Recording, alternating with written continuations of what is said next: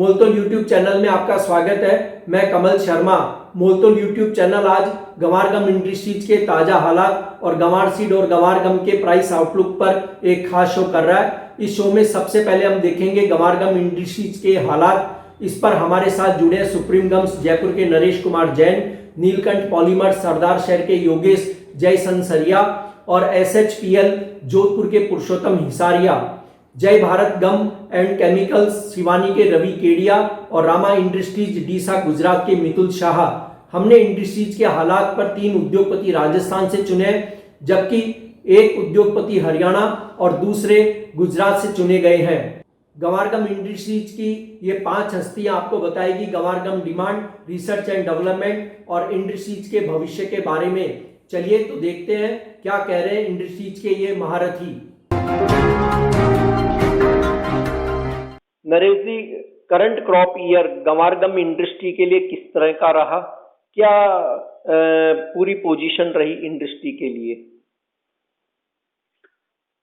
Guar gum में 2020 guar gum industry के लिए बहुत अच्छा नहीं रहा। कारण कुछ कोविड की वजह से हो गया और दूसरा इंटरनेशनल ऑयल प्राइसेस एकदम क्रैश कर गई, जिसकी वजह से लोगों ने ड्रिलिंग जो है फॉरेन कंपनीज ने बंद कर दी, क्योंकि उनकी वायबिलिटी खत्म हो गई।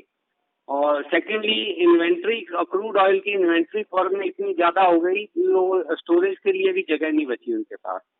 आज भी यही स्थिति बनी हुई है और अभी आने वाले कम से कम 2 महीने तक यही लगता है। अभी जब तक क्रूड की प्राइसेस इंप्रूव नहीं होती हैं, जब तक इसमें कोई नया डेवलपमेंट या नई डिमांड आने की कोई उम्मीद नहीं लगती हमारे। क्या ये एक बाजारों में बड़ी खबर है कि अमेरिका सहित अदर कंट्रीज की ऑयल ड्रिलिंग कंपनियां भारत में इंक्वायरी कर रही हैं गम की खरीद के लिए? क्या है इस खबर की सच्चाई? अभी तक जितनी भी वर्ल्ड की बड़ी कंपनीज हैं, यूएस की हों चाहे रशिया की हों, किसी की भी कोई इंक्वायरी नहीं है, क्योंकि उन लोगों के पास काफी इन्वेंट्री पिछले साल जो उन्होंने खरीदा था माल, जो इस साल खरीदा था माल, उसकी इन्वेंट्री अभी भी उनके पास पड़ी है। और आगे उनके पास ड्रिलिंग ऑपरेशन अभी कंटिन्यू नहीं हो रहे, तो वो इन्वेंट्री उनके पास बनी हुई है टू सम एक्सटेंट, और वही माल उनके काम आए जा रहा है। अब जैसे जैसे ड्रिलिंग बढ़ेगी आने वाले टाइम में 2 महीने 3 महीने या 4 महीने बाद में, या क्रूड की प्राइसेस इंप्रूव होगी, तभी वो कंज्यूम होगा मटेरियल। तब तक कोई ऐसी मारामारी वाली बात नहीं है, और ऐसी कोई डिमांड इंडिया में तो कोई ऐसी डिमांड आई नहीं है। और इस वजह से जितनी भी ग्वारगम पाउडर मैन्युफैक्चरिंग यूनिट्स हैं इंडिया की, सारी लगभग बंद पड़ी हैं, पर्टिकुलरली जो ये ऑयल ड्रिलिंग से रिलेटेड ग्वारगम बनाते हैं। जी नरेश जी, लंबे समय से गंवार गम इंडस्ट्री एक अपने अस्तित्व की लड़ाई लड़ रही है। किस तरह के उपाय होने चाहिए कि इस इंडस्ट्री का पुनरुद्धार हो सके, रिवाइव हो सके इंडस्ट्री? जी, ग्वारगम इंडस्ट्री वाकई काफी स्ट्रगल कर रही है, और जो एक नया वेन्यू खुला था वो था ऑयल ड्रिलिंग इंडस्ट्री, जहां अपना ग्वारगम जा रहा था। तो सोचा था ये लंबे समय तक चलेगा और यहाँ इंडिया की इंडस्ट्री और बढ़ेगी, मगर ग्वार की प्राइसेस इतनी फ्लक्चुएट होती हैं, इस वजह से उन्होंने फॉरेन की कंपनीज ने इसका सब्स्टिट्यूट ढूंढ लिया। सब्स्टिट्यूट इससे चीपर भी है और इजीली अवेलेबल भी है, और एक फिक्स प्राइस से अवेलेबल है। तो इसलिए सब जितनी भी कंपनीज हैं, लगभग 60 से 70% अभी वो इसका जो सब्स्टिट्यूट है वही यूज कर रही हैं। कोई ग्वारगम यूज नहीं कर रहा। ऐसा नहीं है ड्रिलिंग बंद हो गई, अब ड्रिलिंग होती है, ठीक है, उसकी अब मात्रा बहुत कम हो गई है, बट वो दूसरा प्रोडक्ट यूज करती हैं, ग्वारगम बहुत कम करती हैं। ग्वारगम यूज करने वाली हार्डली 20% की कंपनीज हैं, जो या 20% ही उनके वेल्स ऐसे हैं जिसमें ग्वार यूज हो रहा है।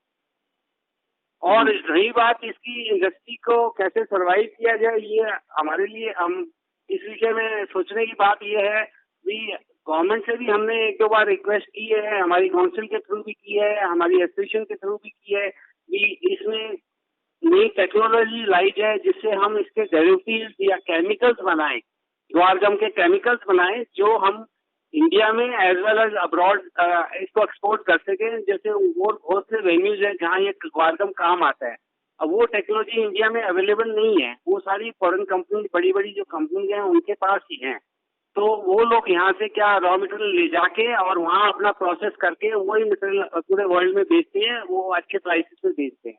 और हमारे पास वो टेक्नोलॉजी नहीं होने की वजह से हमारे को इसको जस्ट एक ही प्रोसेस करके ग्वारगम पाउडर बना के और इसको बेच रहे हैं हम, तो उसमें हमारा कोई वैल्यू एडिशन नहीं हो रहा। वैल्यू एडिशन होना बहुत जरूरी है, तभी ये इंडस्ट्री सर्वाइव करेगी। इसलिए गवर्नमेंट को हमारी मदद इसमें कुछ ना कुछ करना चाहिए, चाहे रिसर्च एंड डेवलपमेंट वर्क हो या कोई नई टेक्नोलॉजी उपलब्ध कराए यूनिट्स को, जिससे ये इंडस्ट्री सर्वाइव कर सके। जी, एक लास्ट प्रश्न है कि आपने ऑयल ड्रिलिंग कंपनियों की बात कही, लेकिन फूड इंडस्ट्री में कैसी डिमांड है गंवार-गम प्रोडक्ट्स की? फूड इंडस्ट्री में ये साल ओवरऑल अच्छा रहा है। रीजन ये है कि इस बार प्राइसेस काफी डाउन रही। अराउंड $1,000 $1,200 पर मेट्रिक टन की प्राइसेस फूड के लिए काफी अट्रैक्टिव रहती हैं, फूड इंडस्ट्री के लिए। इसलिए यूरोप, यूएस या और कंट्रीज, मिडिल ईस्ट या जहाँ की सब जगह फूड की डिमांड अच्छी रही है। और इस वजह से ये थोड़ा थोड़ा जो चल रहा है आज के टाइम, जो फूड जो ग्वारगम मैन्युफैक्चरर्स फूड बनाते हैं, फूड ग्रेड बनाते हैं, वो आज उनके यूनिट आज भी चल रहे हैं। मगर क्या फूड का वॉल्यूम इतना नहीं है, इसलिए क्या है बहुत सी इंडस्ट्री बंद पड़ी। Yogesh ji, current marketing year गंवार-गम industry के लिए कैसा रहा? देखिए कमल जी, जो 2019 क्रॉप ईयर की अपन बात करते हैं, तो स्टार्टिंग तो बहुत अच्छी नहीं थी, लेकिन जो अक्टूबर से स्टार्ट हुआ था, लेकिन बाद में जाके ये दिसंबर से पिक होना शुरू हुआ।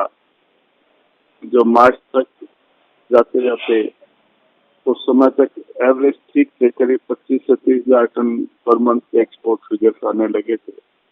और सडनली जैसा कि मार्च में कोरोना शुरू हुआ तो लॉकडाउन शुरू हो गए, तो उसकी वजह से जो बिजनेसेस थे वो भी सफर करने लगे। तो वो एक्सपोर्ट अब धीरे धीरे डाउन होते होते करीब करीब बिटवीन 15 to 20,000 मेट्रिक टन पर मंथ के लेवल पे आ गया है, जो कि ऐसा लगता है ये जो 1.5-2 महीना इस साल का बचा है क्रॉप ईयर का, इसमें और थोड़ा डाउन होना चाहिए हमारे हिसाब से। अप्रोक्सीमेटली अपन टोटल एक्सपोर्ट की बात करें तो लास्ट ईयर का जो एक्सपोर्ट है उससे अप्रोक्सीमेटली 10% तक का रिडक्शन अपन मान सकते हैं एक्सपोर्ट में। योगेश जी, आने वाले समय को आप किस तरह देखते हैं, क्योंकि ये बाजार में चर्चा है कि अमेरिकन ऑयल ड्रिलिंग कंपनियों की डिमांड भारत में आएगी और रसिया और अन्य जो यूरोपियन कंट्रीज है वहां से भी कुछ इंक्वायरीज इंडिया आ सकती है। किस तरह देखते हैं आप आने वाले समय को इस इंडस्ट्री के लिए? देखिए, अभी जो इंडस्ट्री में डाउनफॉल है वो मेनली जो यूएस सेक्टर की ऑयल डिमांड जो कम हुई है उसी का ही एक मेजर इम्पैक्ट अपन कह सकते हैं। और ये उम्मीद करते हैं कि ये वापस धीरे धीरे इसका जो डिमांड अभी पिछले 4-5 महीनों में एकदम डाउन, या अपन कह दें कि यूएस सेक्टर की डिमांड ना के बराबर होगी, वो हमें ऐसा इंडिकेशन मिल रहे हैं कि ग्रेजुअली सितंबर से थोड़ा थोड़ा पिकअप करना शुरू करेगा, जो कि नवंबर दिसंबर तक जाते अपने मूल स्वरूप में आ जाना चाहिए। और यदि बाकी इस साल यूएस में इलेक्शंस भी हैं तो वो भी ऑयल इंडस्ट्री को सपोर्ट करने चाहिए, तो वो भी एक पॉजिटिव फैक्टर नजर आता है कि जो लास्ट ईयर का ये जो क्रॉप ईयर जा रहा है उसको नेक्स्ट ईयर बेहतर रहना चाहिए वापस। कोरोना जो काल है उसका किस तरह से पूरी इंडस्ट्री पे एक असर पड़ा, या क्या फेस करना पड़ा इंडस्ट्री को उससे? देखिए, कोरोना काल का सबसे बड़ा इम्पैक्ट तो ये मान लीजिए कि ग्वार का जो बड़ा यूजर इंडस्ट्री है वो ऑयल ड्रिलिंग इंडस्ट्री है, और ऑयल के यूजर्स ड्रास्टिकली रिड्यूस हुए हैं इस कोरोना काल की वजह से, चाहे वो इंडस्ट्रियल हो चाहे अदर यूजर्स हो। तो उनकी वजह से भी कोरोना काल में ही अपन ने ऑयल का सेटबैक देखा था कि ऑयल के प्राइसेस नेगेटिव हो गए थे। तो ये एक बहुत बड़ा सेटबैक देखने को मिला है कोरोना काल की वजह से, विशेष तौर से ऑयल सेक्टर की डिमांड की तरफ से। अगर फूड सेक्टर वगैरह तो एक रेगुलर टाइप के बिजनेस हैं जो चलते रहते हैं और उनमें इतने फ्लक्चुएशन भी नहीं आते। तो कुल मिला के ऑयल सेक्टर की डिमांड ही ज्यादा इफेक्ट कर रही है ग्वार के व्यापार को। पुरुषोत्तम जी, यह जो फसल वर्ष है अक्टूबर से लेकर सितंबर तक का, वो गंवार गम एक्सपोर्ट के लिए कैसा रहा?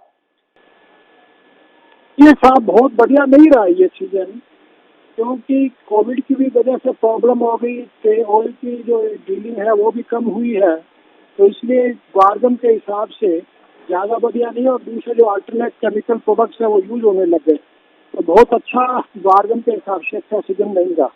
फूड इंडस्ट्री में ठीक चल रहा है ग्वारगम। तो क्या जो आपने कहा अल्टरनेटिव प्रोडक्ट्स हमसे आगे है ऑयल ड्रिलिंग्स में, उनका मुकाबला हम कैसे कर सकते हैं? उसका मुकाबला तो सब प्राइस तो ऑलरेडी अभी तो वैसे कम ही है, प्राइस तो भी ज़्यादा नहीं है, तो उसका मुकाबला तो हो सकता है, लेकिन आगे डीलिंग कम हो गई। अब प्राइस की बात नहीं है, लेकिन आगे डीलिंग ही कम हो गई। आगे इन्वेंट्री जो फूड की है काफ़ी बढ़ गई, तो उसकी वजह से इसका कंजम्पशन कम हो गया। ये अभी कारण बना हुआ है। तो अब देखो आगे अगर डीलिंग बढ़ती है या फैक्टरिंग बढ़ती है तो कंजम्पशन बढ़ना चाहिए इन भावों पे। आने वाले समय को आप कैसा देखते हैं कि गंवार गम इंडस्ट्री के भविष्य के लिए और एक्सपोर्ट के लिए कैसा रह सकता है? देखो जी, अगर आगे फैक्टरिंग बढ़ती है और तो इसका कंजम्पशन थोड़ा बढ़ सकता है, पहले से थोड़ा ज़्यादा हो सकता है अगर फैक्टरिंग बढ़ती है तो। और दूसरी बात यह है कि कुछ गवर्नमेंट पॉलिसीज में भी सुधार की आवश्यकता है, क्योंकि गवर्नमेंट अभी ज़्यादा ध्यान दे नहीं रही है किसी भी रीजन से ग्वारगम इंडस्ट्री की तरफ, क्योंकि इसको भी इंसेंटिव मिलना चाहिए। इंसेंटिव नहीं मिल रहा बिल्कुल भी, जबकि दूसरे प्रोडक्ट्स में है। कुछ एक जगह एक्सेस कोड की भी प्रॉब्लम आ रही है, जैसे बाई प्रोडक्ट्स के लिए। वो भी गवर्नमेंट को मैसेज भी लेटर भी लिखा था, लेकिन उसके अंदर भी कुछ सुधार नहीं हुआ। एक्सेस कोड भी चेंज नहीं कर रहा है, तो इस तरह की प्रॉब्लम है। कुछ इंसेंटिव मिल गया तो शायद इंडस्ट्री रिवाइव हो जाए। सर, एक चीज की बड़ी कमी दिखाई दी कि जब न सरकारी स्तर पे और न इंडस्ट्री के स्तर पे R&D के बारे में कोई बड़ा पैसा खर्च नहीं हुआ, या शायद उस पर बहुत काम ही नहीं हुआ अपने यहाँ भारत में। नहीं हो रहा है साहब, ग्वारगम इंडस्ट्री के ऊपर R&D पे कोई पैसा नहीं आ रहा है। और काफी कोशिश भी की थी, लेकिन वो सिर्फ गवर्नमेंट के अंदर वो समझ लो उनकी पेचीदगियों में उलझा रहता है। 3 साल हो गए और हमने बॉम्बे IIT बॉम्बे से भी बात की थी, और वो भी तैयार है प्रोजेक्ट लेने के लिए, लेकिन वो टेंडर की वजह से कभी कुछ फॉर्मेलिटी उसकी वजह से वो फाइनलाइज नहीं हो पा। सर, इसारिया जी, एक आपसे लास्ट क्वेश्चन है कि जिस तरह से नारियल बोर्ड है, चाय के लिए एक बोर्ड है, मसाले के लिए एक बोर्ड है, ऐसे हर एक प्रोडक्ट के लिए बोर्ड बने हुए हैं सरकार के स्तर पे, जिनपे R&D और दूसरी चीजों में काम होता है। लेकिन गंवार गम और गंवार इंडस्ट्री के लिए आज तक इस तरह के बोर्ड की कोई मांग नहीं उठी, क्या वजह रही होगी? नहीं, ऐसा है कि ग्वारगम के लिए एक्सपोर्ट प्रमोशन बोर्ड के लिए, सिर्फ ग्वारगम के लिए तो नहीं है, लेकिन एक है सफिक्सिल करके एक एक्सपोर्ट प्रमोशन काउंसिल है कैलकाटा में, तो वो इसके लिए काम करती है। लेकिन उनकी भी अपनी लिमिटेशन है। वो गवर्नमेंट को लिख देते हैं, मिनिस्ट्री ऑफ कॉमर्स को लिख देते हैं, आगे कर देते हैं, आगे कुछ सुनवाई होती नहीं है। अभी आपको मैं बता रहा हूँ, एक हमारे ग्वार मील के एक्सपोर्ट के लिए एक एक्सेस कोड है, उसी को चेंज नहीं कर पा रहे, जो बिल्कुल जेन्युइन है उसी को चेंज नहीं कर रहे, समझ नहीं रहे, सजा करोगे। रवि जी, गंवार गम इंडस्ट्री को रिवाइव करने के लिए क्या ठोस कार्य होने चाहिए? ग्वारगम इंडस्ट्री को देखो जी, अभी जो पिछले 4-5 महीने से जो डिमांड वगैरह कम हुई है उस वजह से गुआरगम इंडस्ट्री में काफी स्लो डाउन आया है। तो उसको रिवाइव करने के लिए इंडस्ट्री की डिमांड बढ़े, गुआरगम का यूसेज बढ़े, उससे ही इंडस्ट्री को रिवाइव किया जा सकता है जी बेसिकली। और जो R&D पर जो काम अपने भारत में नहीं हुआ है उसके बारे में आप क्या कहना चाहेंगे कि R&D में किस तरह से सरकार से सपोर्ट मिले या इंडस्ट्री कैसे काम करे? वही मैं कह रहा हूँ कि इसके यूसेज बढ़ाने के लिए इंडस्ट्री गवर्नमेंट लेवल पे अगर इसमें R&D का काम हो जिससे कि इसका यूसेज बढ़े गुआर का, जी, तो वो काम अभी लैकिंग है जी, वो काम नहीं हो रहा, वो काम होना चाहिए। और सर ये जो फसल वर्ष है अक्टूबर से लेके अभी जो 30 सितंबर को समाप्त हो रहा है वो गवारगम एक्सपोर्ट के लिए कैसा वर्ष रहा? गुआरगम एक्सपोर्ट इसमें काफी कम रहा जी, पिछले आप ये समझो 7-8 सालों में सबसे कम अब की बार एक्सपोर्ट रहा। तो इसकी वजह क्या रही? इसकी वजह जो लास्ट के 5-6 महीने थे वो तो ये कोविड की वजह से कम रहा जी। जी।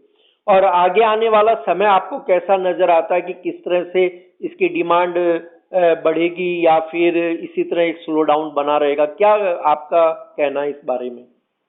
इसके बारे में ये कहना है जी भी गुआरगम का एक काफी बड़ा हिस्सा जो एक्सपोर्ट हो रहा है वो यूएसए को जाता है, जो कि ऑयल डीलिंग में जाता है। और यूएसए में ये कोविड की वजह से इफेक्ट होने से जो ऑयल डीलिंग एक्टिविटीज है वो काफी स्लो हो गई। वो हम उम्मीद कर रहे हैं अभी सितंबर अक्टूबर से दोबारा से वो एक्टिविटीज पिक करनी चाहिए और इसकी डिमांड धीरे धीरे अब दोबारा से रिवाइव करनी चाहिए। मितुल जी, गवारगम इंडस्ट्री को रिवाइव करने के लिए किस तरह के कार्य होने चाहिए जिससे ये इंडस्ट्री फिर से खड़ी हो सके भारत में? अभी तो क्या है कि गवार सीड का जो प्राइस है वो काफी नीचा है। 40 रुपीज के आसपास जो गवार सीड का प्राइस चल रहा है वो इस बार भी बहुत कम था फार्मर के लिए। दूसरी कमोडिटी के कंपेयर में गवार का सीड का प्राइस 45 रुपीज के अराउंड रहता है, तो फार्मर लोग उसकी बिजाई ज्यादा करते हैं। फिर भी 40 रुपया भी उनके लिए, 40 रुपीज भी उनके लिए ठीक है, कोई इश्यू नहीं है। और इस बार कंपैरिजन लास्ट ईयर से इस बार जो सर्वे किया है उसमें 15 से 20% जो बिजाई कम हुई है ऐसा अनुमान है।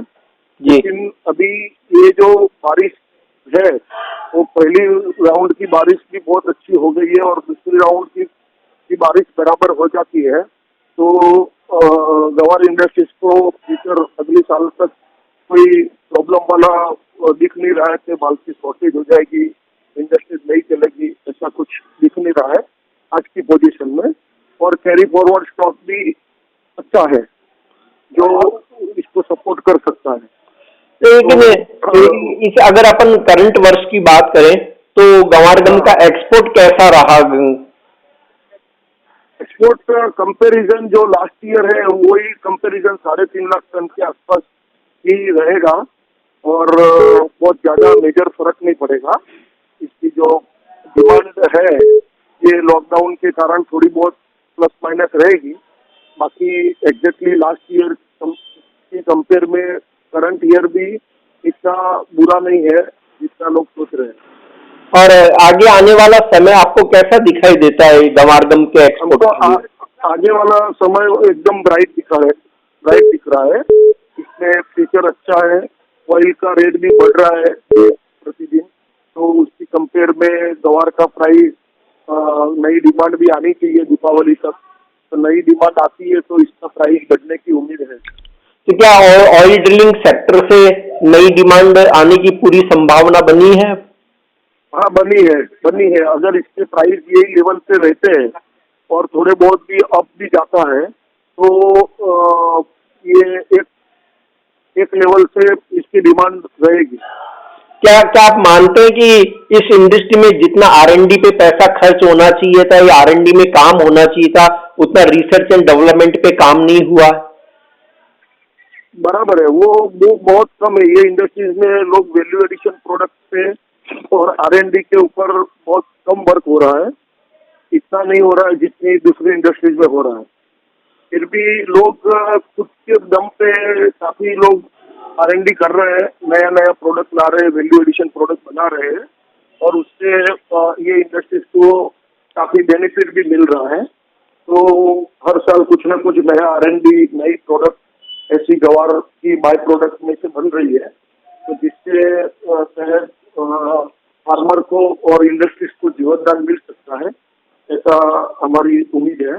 और हम खुद भी ऐसा चाह रहे हैं कि ऐसा कोई प्रोडक्ट बने जिससे वैल्यू एडिशन प्रोडक्ट बने और अच्छे दाम में बिके, तो उससे फार्मर को और इंडस्ट्रीज को भी सपोर्ट मिले। तो हमारा भी यही योगदान रहता है पूरा। हम भी बहुत R&D के पीछे है और करंट ईयर में हम 1-2 प्रोडक्ट और भी ला रहे हैं, जिससे हमको उम्मीद है कि फार्मर को और इंडस्ट्री को वो प्रोडक्ट डेवलप हो जाता है तो काफी अच्छा सपोर्ट मिल सकता है। जी।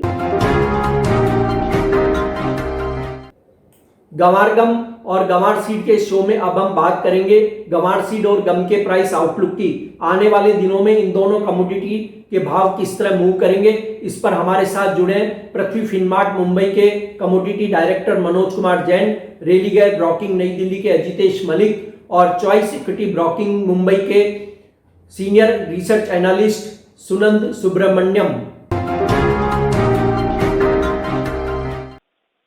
मनोज जी, मनोज जी, मोलतोल यूट्यूब चैनल में आपका स्वागत है। गंवार गम और गंवार सीड के प्राइस आउटलुक किस तरह देखते हैं आप आने वाले समय में, जबकि पिछले दिनों इनमें एक अच्छी बढ़त देखने को मिली है? नमस्कार कमल जी, बिल्कुल लगातार हम ग्वार सीड और ग्वार गम पर आपके माध्यम से अपडेट करते आए हैं और जैसा कि आउटलुक था कि यहाँ अच्छी बढ़त जो है देखने को मिलेगी। अगस्त महीने में हमने ग्वार सीड की कीमतों में लगभग 8.5% की बढ़त देखी, वहीं ग्वार गम की कीमतों में लगभग 9% की बढ़त जो है भारतीय बाजारों में आते हुए देखी है। जिस तरह से कच्चे तेल की कीमतें इंटरनेशनल मार्केट में $40 के ऊपर सस्टेन करती हुई दिखी और ब्रेंड की कीमतें एक बार फिर $45 के स्तर को पार करती हुई दिखी, उसके चलते यहाँ ग्वार सीड और ग्वार गम की कीमतों को सपोर्ट मिलता हुआ दिखा। दूसरा, यूएस में जो ऑयल रिग काउंट है उसमें भी अब ग्रेजुअली जो है बढ़त देखने को मिल रही है, तो कहीं न कहीं अब ये अंदेशा बनता हुआ दिख रहा है कि आने वाले समय में जो ग्वार गम की एक्सपोर्ट डिमांड है वो सुधरती हुई दिख सकती है। हालांकि अभी भी कोरोना वायरस को लेकर के जो ग्लोबल ऑयल का जो डिमांड है वो अभी भी कमजोर है और प्री कोविड लेवल पर नहीं आया है, लेकिन जिस तरह से जो ऑयल प्रोड्यूसिंग कंट्रीज है उनके स्टेटमेंट्स लगातार निकल कर आ रहे हैं कि आने वाले दिनों में कच्चे तेल की डिमांड में जो है वापस बढ़ोतरी देखने को मिलेगी और स्पेशली जो एशियन कॉन्टिनेंट है वहां पे जो है डिमांड बहुत जल्द जो है प्री कोविड लेवल पर पहुंच सकती है। तो उसके चलते इंटरनेशनल मार्केट में कच्चे तेल की कीमतें अब स्टेबिलिटी की ओर आती हुई दिख रही है और कहीं न कहीं $40 से $45 के रेंजेस में कंसोलिडेशन होता हुआ दिख रहा है। हमारा